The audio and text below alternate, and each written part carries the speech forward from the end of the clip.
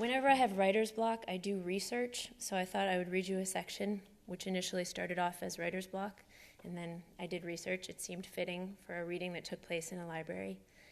I think all you need to know is that my narrator, Max, is 19.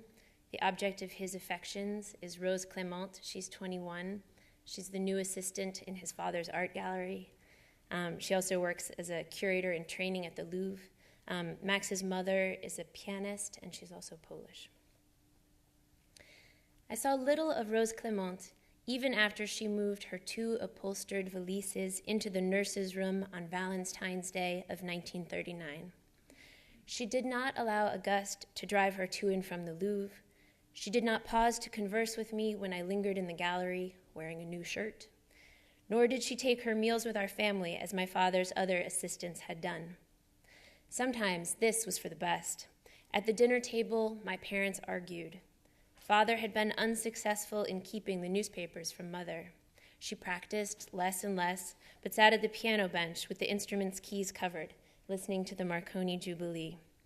Germany isn't Poland, my father said, slicing his asparagus. The sound of knife on porcelain made Mother wince. There are no Cossacks in Berlin, he muttered. He's a crazy man when I hear him on the radio, Mother said, pressing her temples. I can barely understand this German he is speaking. His mouth is so full with spittle. And he is an Austrian? No, but his accent is fake, Bavarian. That Goebbels they have on, he speaks perfectly, like Satan, but his articulation is perfection. He must be the envy of singers everywhere. My father reached across his dinner plate and laid a hand on hers. She snatched it away. You know nothing, she hissed. You've lived in such comfort here. Now you've got butter on your sleeve. The pitch of her voice dropped. I heard them arrive on horseback. We neither mentioned our absent guest nor the empty chair awaiting her, except on one occasion. Father reported that Mademoiselle Clément had inadvertently insulted the Princess Noailles by calling a certain Gauguin a good deal. The princess never spoke of money herself and bought paintings without inquiring about their price.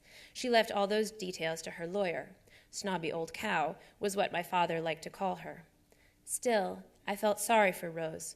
With Father, it was so easy to make a mistake and not know it. You could sense his punishment later, but could not identify the crime. After the second week of Rose's apprenticeship, the empty 4th chair disappeared, and we returned to our regular table configuration.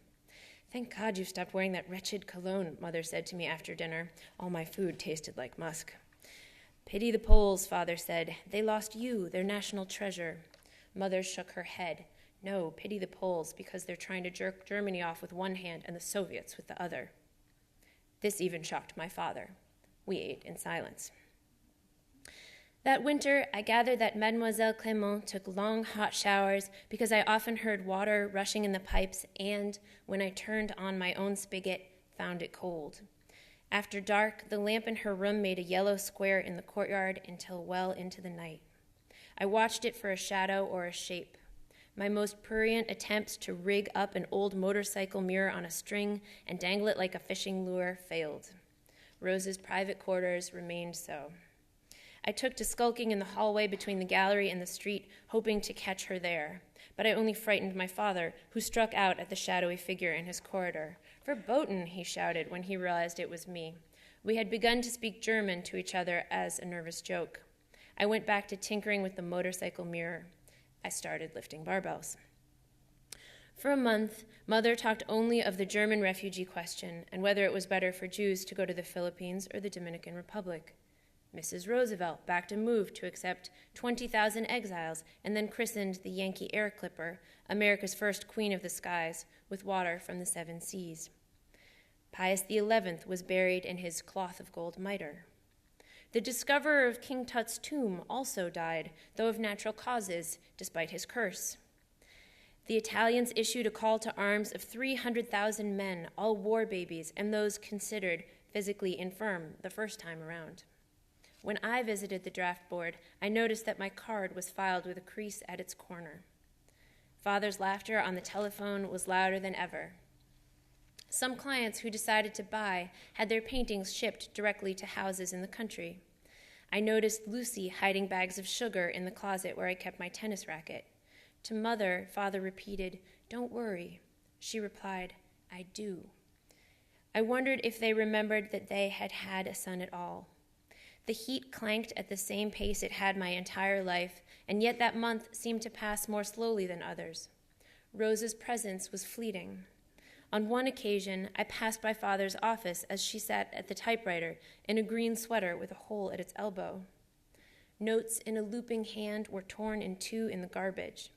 I found her in the hallway bathroom once with a black tongue as a pen had burst when she licked its nib. I handed her a white towel and said, "Just ruin the cloth," and she looked grateful and closed the door on me as I stood there staring stupidly at her stained mouth. To the light in the courtyard, I sang along with my new American record. There's an oh, such a hungry yearning burning inside of me, and I felt every word in the marrow of my bones. Eventually, August said, "I hate this Cole Porter," and so I only played the album at a low volume and closed the window when doing so. When my curiosity about Rose overwhelmed my common sense, I decided to investigate her living quarters. I would find her diary and learn the secrets of her heart. Anything important in the house, not on canvas, was hidden in the kitchen. Searching in the spice cabinet behind the teapot Lucy kept filled with whiskey, I found a key attached to a paper disc on which was written "nurse's room" in my mother's hand. I planned my invasion for that afternoon. Thank you very much.